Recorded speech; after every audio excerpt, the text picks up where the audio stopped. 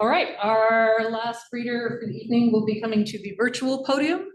We'll be hearing from Blythe, who is the author of critically acclaimed poetry collections that explore trans-poetics, Twoism, Hymnswitch, and it says forthcoming Stedfast, but I think Stedfast is actually out in the world now. Of Stedfast, poet C.A. Conrad says, "If I could make a shelter to cover my human skin, in the forest maybe, to dream, the pages of this book would be every needed thing to vibrate anew." Ali is the winner of the Bellum Award for Poetry, was twice a finalist for the Dorothy Livesey BC Book Award, and the recipient of an honor of distinction from the Writers' Trust of Canada for emerging 2S LGBTQ+ writers. Welcome, Ali. Hello, hello. Can everyone hear me okay? It's a little bit quiet. Wonder if I can get a little bit closer here. How's that? Is that any better? Is that okay, Angela? Great. Okay. Okay, good. Perfect. Okay, I'll project right through my office walls here and right over to Fredericton, a place that holds a big spot in my poetic heart. I wish I could be there with all of you. Thank you so much, Sue and Ross and Ian, for inviting me to be part of this, and Joanne and Emily too. And I'm just so stoked, Angela and Becky, about this ASL interpretation. I shall so enjoy going back to see my poems in this language. I can't wait. I'm very excited to see that. I'm just going to read 3 little love poems that appear in this edition.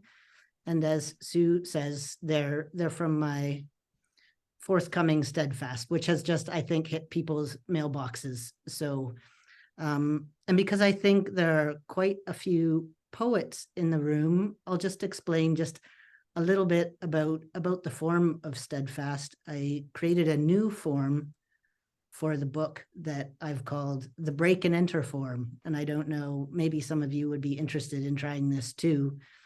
It's where you take somebody else's poem, actually, and then break it into parts, and those parts then become the titles for your collection.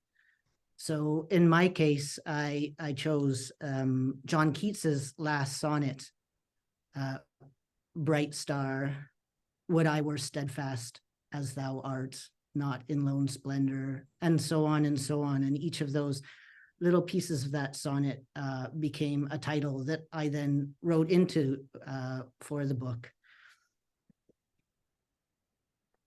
So one of the little caveats I'll give you about this form is that you may end up with titles such as this one, which maybe aren't your usual style, but you have to come to terms with and write into them. So we'll start with "My fair love's ripening breast." Where is that host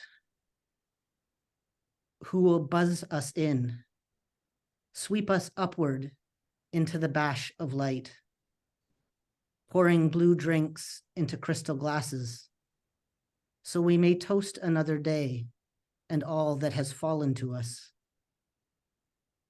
You in your flush suit, mingling with mine. I keep pressing the glowing button for morning. And I've just realized I've started reading these backwards, so I hope I didn't throw you off, Angela, with that. All good. Good. Soft fallen. Aren't we but 2 asterisks atop white sheets? The courage to die is the test of the courage to be, says one philosopher. I might too, if I were born in Starzettle and buried in New Harmony instead of Port Hope and TBD. My little star, we mustn't omit all that's between. Our falling together, appended here so briefly. It's funny, I'm here in my office. It's 3:48 for me, so I'm at my office at Royal Roads University in Victoria and reading these poems really loudly into my office with all my office mates next door. And I wonder if they know what's going on. If you see someone boss-like busting through the door, maybe give me. I didn't tell them that I would be doing this. I've gone rogue here.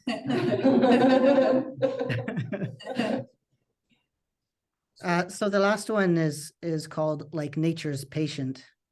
And it's funny when you use this form, you can kind of find all these little nuances in the words, and you could kind of be a little tricky with them, so that the line in Keats would be like nature's patient hermit. But I like just taking away that hermit and calling it like nature's patient. It evokes different things than it might otherwise. You are in Earth's infirmary, receiving an incandescent drip of departing minutes. I am bringing you some gifts, the soft dirt of our youth in immortal camaraderie, 2 shots of our highest proof, an invisible box, it's inaudible music. Thanks so much. I so appreciate being there. Thank you, Allie, and I hope you get peculiar questions afterward in the hallways.